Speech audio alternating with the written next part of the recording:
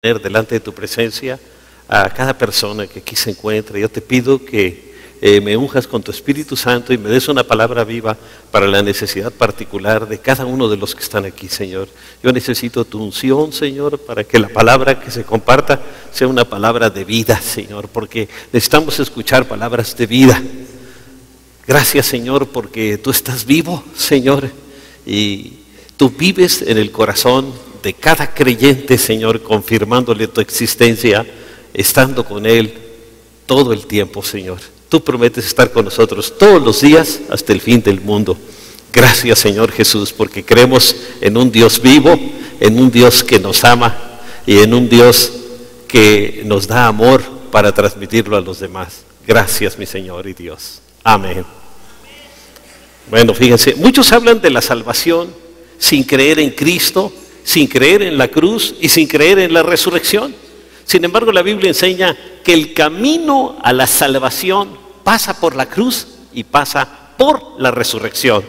En 1 Corintios 15, 3 y 4 dice: porque ante todo, dice el apóstol Pablo, les transmití a ustedes lo que yo mismo recibí, que Cristo murió por nuestros pecados según las Escrituras, según se anunciaba desde el Antiguo Testamento, que fue sepultado, que resucitó al tercer día según las Escrituras.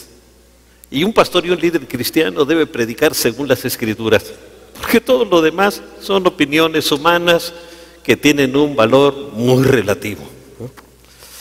Vamos a hablar de la cruz y la resurrección de Cristo. Fíjese, el camino de la salvación pasa por el Gólgota y la cruz. Dice en Juan 19, 17 y 18: y él, cargando su cruz, salió al lugar llamado de la calavera, y en hebreo Gólgota, y ahí le crucificaron, y con él a otros dos, uno a cada lado y Jesús en medio. Ahora, el camino de la salvación pasa por la tumba vacía y por la resurrección. Los ángeles le dijeron a las mujeres que fueron a la tumba: ¿por qué buscan ustedes entre los muertos al que vive? El Hijo del Hombre tiene que ser entregado en manos de hombres pecadores y ser crucificado, pero al tercer día resucitará. Les dije el ángel, estaba escrito eso, estaba anunciado, ¿no? El profeta Isaías habló del Mesías 800 años antes de su nacimiento. Dice en Isaías 42:1: este es mi siervo a quien sostengo, mi escogido, en quien me deleito, dice Dios. Sobre él he puesto mi espíritu y él llevará justicia a las naciones. Ahora, Isaías también profetizó acerca de las razones de su sacrificio. Dice en Isaías 53, versos 5 y 6, él fue traspasado por nuestras rebeliones. Así que al Señor no lo mataron los sacerdotes judíos ni los soldados romanos, sino nuestros pecados. Todos nosotros por nuestro pecado. Fue traspasado por nuestras rebeliones y molido por nuestras iniquidades. Sobre él recayó el castigo, precio de nuestra paz, para que pudiéramos estar en paz con Dios. Cristo tuvo que morir en la cruz, y gracias a sus heridas fuimos sanados. Todos andábamos perdidos como ovejas, cada uno seguía su propio camino. Y ven, la gente que no conoce a Cristo le dicen: ¿tú crees en Dios? Pues yo creo en Dios a mi manera. Eso es su camino, ¿no? Pero nosotros tenemos que seguirlo de acuerdo con la palabra de Dios, ¿no? Pero el Señor hizo recaer sobre él la iniquidad de todos nosotros. El pecado de todos nosotros cayó sobre Jesús, y Dios el Padre lo hizo así. Isaías habló también proféticamente de su resurrección. Vean lo que dice en Isaías 53, versos 10 y 11. Pero el Señor quiso quebrantarlo y hacerlo sufrir. Y como Él ofreció su vida en expiación, Cristo ofreció su vida, verá su descendencia y prolongará sus días y llevará a cabo la voluntad del Señor. Después de su sufrimiento verá la luz y quedará satisfecho. Y por su conocimiento mi siervo justo justificará a muchos. Al conocer del Señor sabemos que somos justificados por su sangre y solo por su gracia. Ahora, el Hijo de Dios, puro y sin pecado, fue entregado en manos de crueles y malvados hombres para experimentar la más horrenda ejecución, que era la muerte en la cruz. El criminal arrepentido colgado al lado de Jesús en la cruz fíjese, lo describió con estas palabras. Dicen los evangelios al principio que los dos estaban maldiciendo a Jesús, pero uno de ellos pudo reconocer en Jesús a su Mesías y el otro no. Los dos tuvieron la misma oportunidad, pero uno la aceptó y otro no. Así pasa con la gente en el mundo. Muchos tienen la oportunidad, pero no todos la aprovechan. Dice en Lucas 23, 40 y 41, respondiendo el otro, le reprendió diciendo, muchos hasta le ponen nombres que Dimas y Gestas, pero eso no viene en la Biblia, ¿verdad? Esas son opiniones humanas. Le respondió, ¿ni aún temes tú a Dios estando en la misma condenación, enfrente de la condenación? Nosotros, a la verdad, justamente padecemos porque recibimos lo que merecieron nuestros hechos, mas ningún mal hizo. Él reconoció su pecado y le dijo al Señor, acuérdate de mí cuando vengas en tu reino. Y él le dijo, de cierto te digo que hoy estarás conmigo en el paraíso. Le dio la seguridad, ¿eh? Él se acogió a Jesucristo. Ahora, nosotros necesitamos entender claramente esto. Jesús no pide que lo lloremos, ni que lo admiremos por su muerte en la cruz. En muchos lugares se enseña eso. Ay, pobrecito, ningún pobrecito. Con eso solamente manifestamos que no hemos comprendido la razón de su sacrificio. Él lo que busca es corazones arrepentidos. Él es el hombre más valiente que jamás ha existido en esta tierra, y Él aceptó ese sacrificio en la cruz por amor a ustedes y a mí. Solo por su gracia y su misericordia recibimos el perdón. Ven lo que dice en Hechos 17, 30 y 31. Pero ahora manda a todos en todas partes que se arrepientan. Él ha fijado un día en que juzgará al mundo con justicia por medio del hombre que ha designado, ¿verdad? Que es Jesús. De ello ha dado pruebas a todos al levantarlo de entre los muertos, al resucitarlo. Entonces ven cómo nos dice la Escritura ahí en el libro de Hechos. Ahora, Jesús quiere que nos entristezcamos, pero por nuestros pecados, que nos arrepintamos de ellos y se los confesemos, porque nuestros pecados son los que llevaron a Jesús a la cruz. Dice, el pecado nuestro fue lo que llevó a Jesús a la cruz. Ven lo que dice primera de Juan 1:9. Si confesamos nuestros pecados, Dios, que es fiel y justo, nos los perdonará y nos limpiará de toda maldad. Qué tremendo, ¿verdad? Vamos a ver algunas evidencias de la resurrección. Hay algunos que hacen estas preguntas como esta. Dice, ¿existe alguna evidencia sólida para justificar la creencia en la resurrección de Jesucristo? ¿Qué evidencia poseemos? Pues fíjense, la evidencia se puede clasificar en 5 categorías. Número 1, los documentos existentes, o sea, los evangelios y epístolas. Fíjense, más de 13,000 manuscritos. Número 2, la tumba vacía. Número 3, las apariciones de Jesús después de su resurrección. Número 4, la existencia misma de la iglesia cristiana, nosotros. Número 5, la experiencia en la vida de los cristianos, de los creyentes. Voy a hablar de cada una de ellos. Primero, los documentos existentes. Fíjense, los documentos fundamentales del Nuevo Testamento son más de 13,000 manuscritos y nos llegan principalmente a través de 6 testigos, de Mateo, Marcos, Lucas, Juan, Pablo y Pedro. Ahora fíjense, de documentos de la antigüedad, por ejemplo, el que más tiene después de la Biblia, manuscritos, es la Odisea de Homero, y es 100 veces menos de manuscritos. O sea, no hay ningún documento de ningún otro libro ni de ninguna religión que esté tan documentado como la palabra de Dios. Más de 13,000 manuscritos, y todos del Antiguo Testamento, lo más antiguo, todos los manuscritos judíos. Y fíjense, estos manuscritos se escribieron antes del finalizar el siglo I. Pablo citó las Escrituras. Ven lo que dice en 1 Corintios 15, 3 y 4. Porque ante todo les transmití a ustedes lo que yo mismo recibí, que Cristo murió por nuestros pecados según las Escrituras, que fue sepultado y que resucitó al tercer día según las Escrituras. Ahora, por lo que sabemos de los discípulos y de estos escritores, Todos estos escritores eran hombres honestos, sin intención alguna de fraguar algún engaño deliberado. No tenían nada que ganar con un engaño. Fíjense, ninguno de los apóstoles, ninguno, no tenían nada que ganar. Solo lo único que iban a ganar es juicio, persecución, martirio y, si les iba bien, destierro. Nadie va al martirio por defender un engaño deliberado, con toda intención. Ahora, por otro lado, los discípulos mismos no se presentan como un modelo intachable de comportamiento antes de la resurrección de Jesucristo. Fíjense, se disputan la supremacía.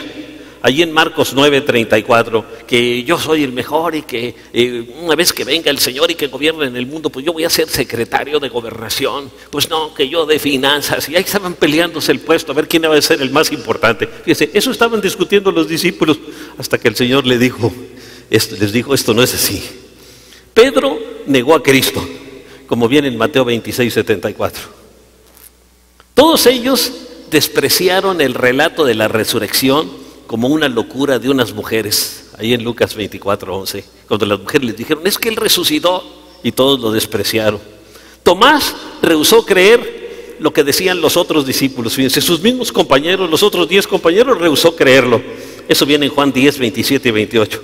Ahora, si los autores bíblicos hubieran estado escribiendo cuentos, habrían cuidado presentarse mejor y presentar a los discípulos de una manera más aceptable, ¿no? Fíjense, todos ellos testifican que Jesús resucitó antes del amanecer del domingo, después de su crucifixión el viernes. Fíjense, me gusta mucho como dice Juan 20:1. Dice, el primer día de la semana, muy de madrugada, siendo aún oscuro, María Magdalena fue al sepulcro y vio que la piedra había sido quitada del sepulcro. Entonces corrió y fue a Simón Pedro y al otro discípulo a quien amaba Jesús. El otro discípulo era Juan, es el que está escribiendo el Evangelio, ¿no? Pero nomás se puso el otro discípulo, a quien amaba Jesús, dice, ¿no? Y le dijo, les dijo, han sacado al Señor del sepulcro y no sabemos dónde le han puesto. Salieron pues Pedro y el otro discípulo e iban al sepulcro. Y los dos corrían juntos, pero el otro discípulo corrió más rápidamente que Pedro. Aquí se está adornando Juan, que él corría mejor que Pedro, ¿no? Y llegó primero al sepulcro. Y cuando se inclinó, vio que los lienzos habían quedado ahí, y sin embargo no entró. O sea, llegó corriendo primero, pero no entró. Entonces llegó Simón Pedro, ya ven cómo era de arrebatado Pedro, siguiéndole, y entró al sepulcro. Él llegó y ras hasta adentro se fue, ¿no? Y vio los lienzos que habían quedado y el sudario que había estado sobre su cabeza puesto con los lienzos, no puesto con los lienzos, sino doblado en un lugar aparte. Así como nuestros jóvenes que se levantan y doblan su ropa y todo, así, fíjense el Señor cómo dejó todo dobladito, para que se los pongan de ejemplo. Entonces entró también el otro discípulo, dice Juan, es el otro discípulo, que había llegado primero al sepulcro, y lo vuelve a recalcar, ¿no? Y vio y creyó. Fíjense, hasta ese momento creyó Juan, hasta que vio que había resucitado el Señor. Pues aún no entendían la escritura de que era necesario resucitar de entre los muertos. Entonces los discípulos volvieron a los suyos. Fíjense cómo eran los discípulos. Y en tercer lugar vamos a ver la imposibilidad de un acontecimiento. El tercer punto, no es criterio para determinar su autenticidad. Algunos dicen, es que es imposible, a menos que estemos dispuestos a objetar la misma vida en la tierra. Porque fíjense, aún según los científicos, ¿qué hay más improbable que la existencia del hombre en la tierra? La teoría de la evolución es una improbabilidad, pero así que podíamos llenar de ceros una cifra y dar 1.000.000 de vueltas a la Tierra. Y esa es una improbabilidad. Fíjense, Sir Frederick Hopkins, el gran bioquímico británico, dijo, la aparición de la vida en la Tierra fue el hecho más improbable de la historia del universo. Sin embargo, cuando consideramos la resurrección, según esos documentos, fíjense, lo que debemos recalcar es la imposibilidad de que Jesús no resucitara. Porque es demasiada documentación. Un erudito dijo, Jesús fue único en todo lo que hizo, en todo lo que dijo y en todo lo que fue. Desde cualquier ángulo, aparece como un personaje singular y sin paralelo. Aún aparte de la resurrección, existen muchas razones convincentes para creer que era Dios manifestado en carne. ¿Es entonces tan increíble que una persona así resucitara? Vean lo que dice 1 Corintios el apóstol Pablo en 1 Corintios 15:14. Y si Cristo no ha resucitado, nuestra predicación no sirve para nada, como tampoco la fe de ustedes. Así que todo está fundamentado ahí, en la resurrección del Señor. En conclusión, fíjense, estamos en posesión de documentos que según todos los indicios son documentos fidedignos. Sir Frederick Kenyon, un antiguo director del Museo Británico y cuya autoridad sobre la veracidad de manuscritos antiguos era incuestionable, él escribió: la autoridad y la integridad general de los libros del Nuevo Testamento se pueden considerar totalmente comprobadas. Dice en 1 Corintios 15:17, y si Cristo no ha resucitado, la fe de ustedes es ilusoria y todavía están en sus pecados. La segunda evidencia, la tumba vacía. Fíjense, aquí tanto los discípulos como los enemigos de Jesús estuvieron de acuerdo en que estaba vacía. Así lo mencionaban las autoridades judías, hasta documentos de la época. Lo que ellos dicen que se lo robaron los discípulos, ¿no? Y solo pudo quedar vacía de dos formas. O alguien, amigo o enemigo, sacó el cuerpo, o Jesús salió mediante su poder sobrenatural. Nosotros sabemos que salió por su poder sobrenatural. Ahora, vamos a examinar primero a los amigos de Jesús. Fíjense, la primera pregunta que debemos hacernos es esta: si se llevaron el cuerpo, ¿por qué lo hicieron? ¿Qué ganaban con ello? Y la respuesta es nada, más que el martirio, más que puros problemas, excepto la muerte o la prisión o el destierro si les iba bien. Además, fíjese, toda la evidencia demuestra que no pensaban los discípulos en la resurrección. Y eso no es todo, fíjese, el viernes, que le llamamos nosotros ahora el Viernes Santo, estaban desanimados, derrotados, desilusionados y escondiéndose de los judíos. Le tenían miedo a las autoridades judías. ¿Qué los pudo haber motivado para fraguar un engaño estando en esas condiciones? El hacerlo solo ocasionaría que fueran encarcelados, torturados y muertos por defender una mentira. Vean lo que dice en Marcos 16:14. Por último, se apareció Jesús a los 11 mientras comían y los reprendió por su falta de fe y por su obstinación en no creerles a los que lo habían visto resucitado. O sea, los discípulos estaban en actitud de incredulidad y de falta de fe hasta que vieron a Jesús resucitado. Entonces, personas así menos iban a atrever a hacer cualquier cosa. Estaban llenos de miedo. La hipótesis de que sus amigos se llevaron el cuerpo tiene un dato todavía más de improbabilidad, con la presencia de esa guardia de soldados romanos que estaba junto a la tumba para impedir que se robaban el cuerpo. Y esto viene hasta hablado por estudiosos como Josefo. Flavio Josefo habla de que se menciona la resurrección de Cristo, no que la esté aceptando, pero dice que esto pasó. Ahora bien, si los amigos de Jesús no se robaron el cuerpo, ¿podrían haberlo hecho sus enemigos? ¿Qué ganaban sus enemigos? Además, también debían de haber enfrentado a la guardia romana, si hubieran sido los judíos. En segundo lugar, si sus enemigos tenían el cuerpo, ¿por qué no lo exhibieron cuando los discípulos predicaban sobre la resurrección? Porque empezaron a predicar inmediatamente después de la resurrección. Fíjese, el presentar el cuerpo, eso habría derrumbado el mensaje cristiano predicado por el apóstol Pedro en Hechos 2, 14 al 36. Y fíjese, quiero leerle especialmente los versículos, en Hechos 2, los versículos 22 al 24.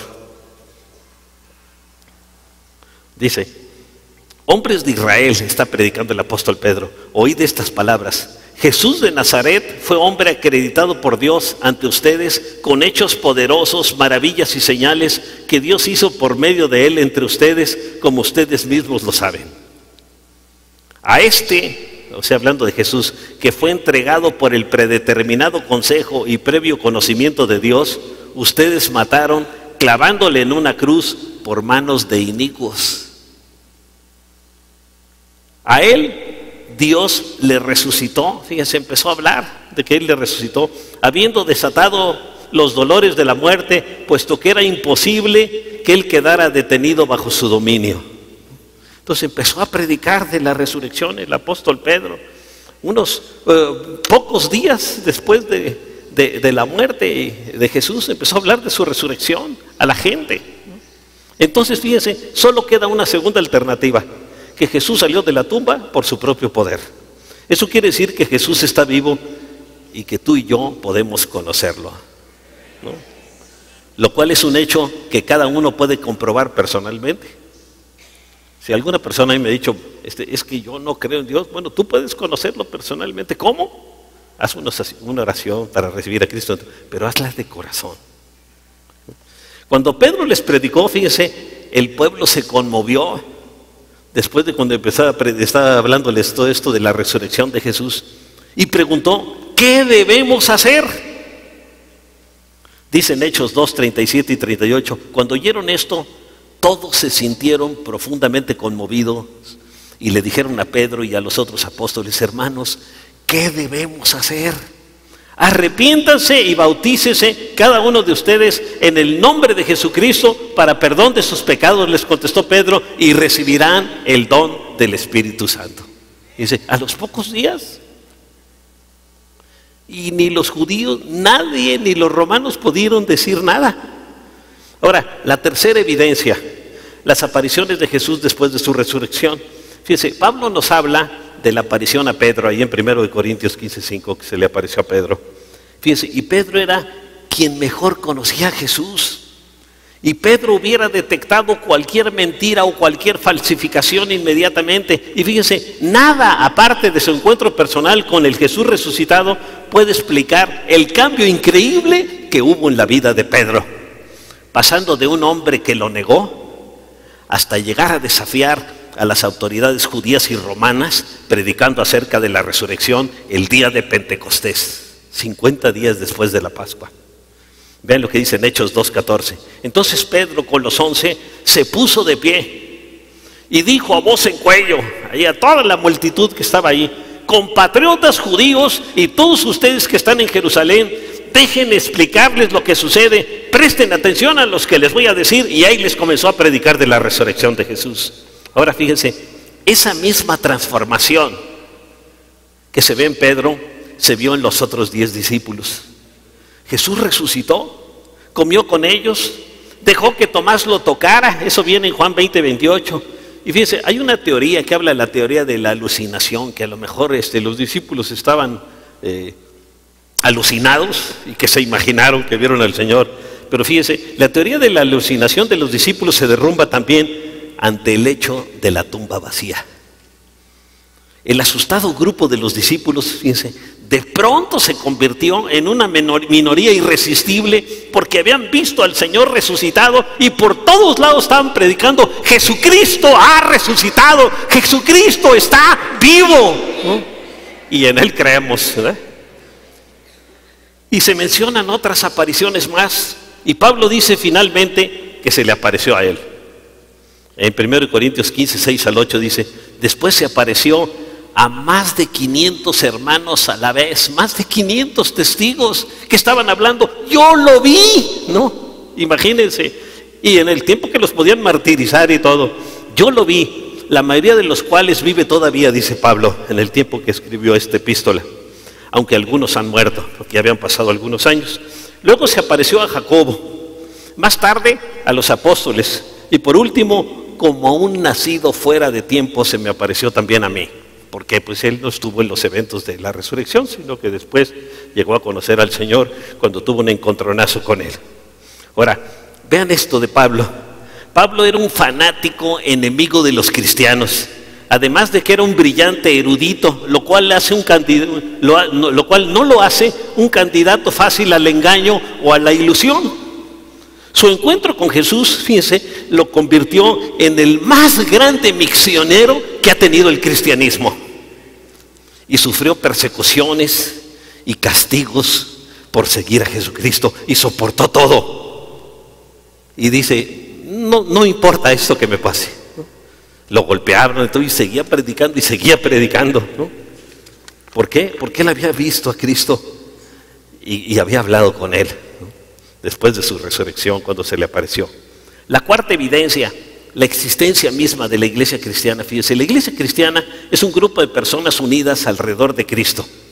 La religión del Islam se explica sobre la base de los escritos de Mahoma. El budismo a través de las enseñanzas de Buda. Pero la iglesia cristiana no estuvo unida alrededor de una enseñanza, sino del Dios hombre resucitado, de Jesucristo. La resurrección es la esencia del cristianismo. Ahora, recordemos que el crecimiento tan increíble del cristianismo inició en Jerusalén. Fíjense, a solo 15 minutos de la tumba, que había quedado vacía. Y 6 semanas después de que toda Jerusalén había visto a Jesucristo, a Jesús crucificado. Y con la primera predicación de Pedro se convirtieron 3,000 personas en Hechos 2:41.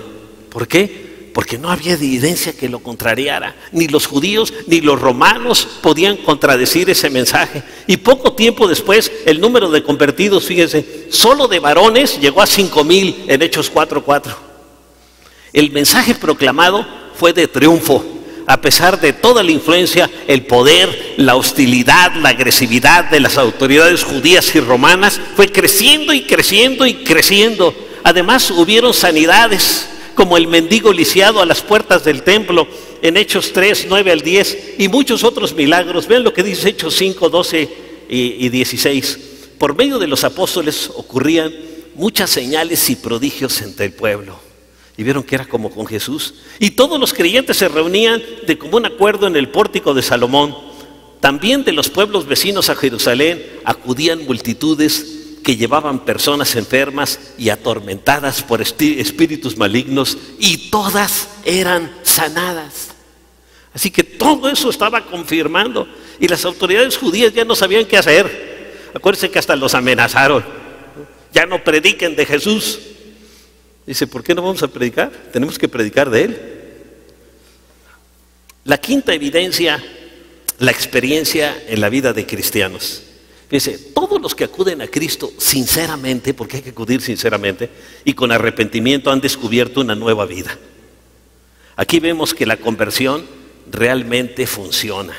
Pablo lo expresa así en 2 Corintios 5:17, dice: de modo que si alguno está en Cristo, nueva criatura es. Las cosas viejas pasaron, ya quedaron atrás, y aquí todas son hechas nuevas.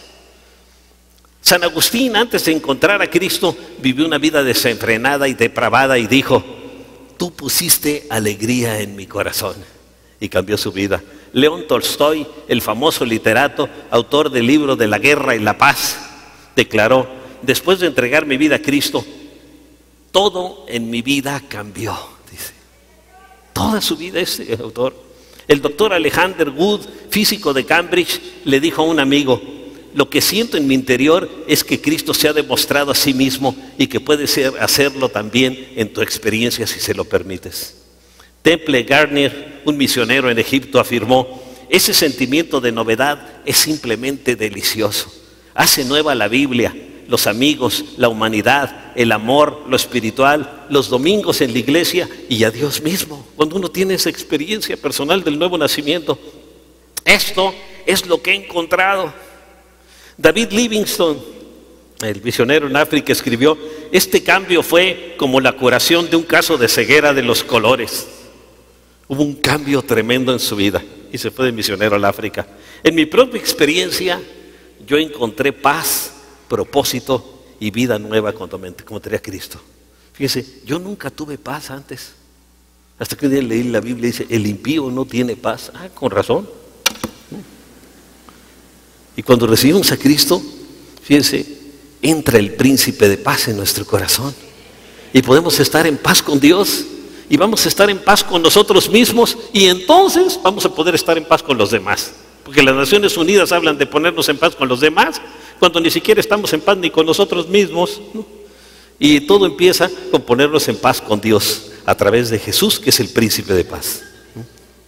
Esa es la única manera. Así que Vemos, por tanto, que la resurrección se apoya firmemente en una buena evidencia de la historia y de la experiencia. Dice, el doctor Thomas Arnold, antiguo profesor de historia en Oxford, afirmó: no conozco ningún hecho de la historia y de la humanidad que esté comprobado con tan buena y completa evidencia para un investigador honesto como la señal de que Dios nos ha dado con la resurrección de Cristo. Dice, muchas personas, no es algo que algunos piensan, es algo anticientífico el creer en Dios. No, así se quiere presentar, pero no. Lo que quieren muchos ateos es negar la existencia de Dios para así yo no le tengo que dar cuenta a nadie, yo puedo hacer lo que quiera mientras viva aquí. Y si existiera alguien, pues le diría, pues yo no creía en ti, así que no es mi culpa, ¿no? Pero el Señor no nos deja ninguna salida, ¿no? Ahora, si todo lo anterior es verdad, si Cristo está vivo y como lo apoya tanta evidencia, viene una consecuencia natural. Tú y yo podemos conocerlo de una manera personal. Y la Biblia nos dice cómo en Romanos 10:9 dice, si confiesas con tu boca que Jesús es el Señor, el Kyrios, porque otro es, como en inglés tienen la diferencia en las palabras, Lord, que es un Señor, y Sir, es cualquier Señor. Aquí era el Kyrios, es el Señor, y Él es el Señor de señores. Si confiesas con tu boca que Jesús es el Señor, tu Señor, y crees en tu corazón que Dios lo resucitó de los muertos, serás salvado, ¿no? Eso es lo que tenemos que hacer. En conclusión, con respecto a la vida, la muerte y resurrección del Mesías, de Jesucristo, fíjense, hay más de 300 profecías en el Antiguo Testamento. Simplemente cuando Jesús murió en la cruz se cumplieron 33 profecías del Antiguo Testamento. Más de 300 hay. Su resurrección nos prueba que Él es el Dios hombre que por amor a nosotros entregó su sangre y su vida para salvarnos de la muerte eterna. A mí me encanta Juan 14:6, donde dice Jesús, yo soy el camino, la verdad y la vida, y nadie va al Padre sino por mí. Así que la única manera es a través de Jesús. El Padre, el Hijo y el Espíritu Santo se reunieron en un consejo, el consejo más importante del universo, y decidieron que Jesús era el camino, la verdad y la vida, y no hay otro camino para llegar al Padre. Y a muchos no les gusta eso, pero el que pone las leyes es Dios, y usted o las acepta o paga las consecuencias. Es como nosotros, yo vivo en la frontera, me voy al otro lado. Si uno tira un papel en la calle, son $1000 de multa, y usted puede decir que no sabía, tiene que pagar, si no, a la cárcel. Así, ahí ponen, en ese país ponen sus propias leyes, nosotros ponemos nuestras leyes. Bueno, pues Dios tiene sus leyes, y la forma de Dios para llegar al cielo es a través de Jesús. No hay otro camino. Él es el camino, la verdad y la vida. Si alguien quiere seguir un camino, es la persona de Jesús. Si alguien quiere tener la verdad es Cristo. Y si quiere tener la vida eterna, pues tiene que tener a Cristo en su corazón para tener la vida eterna. Sin Él no tiene nada y con Él lo tiene todo.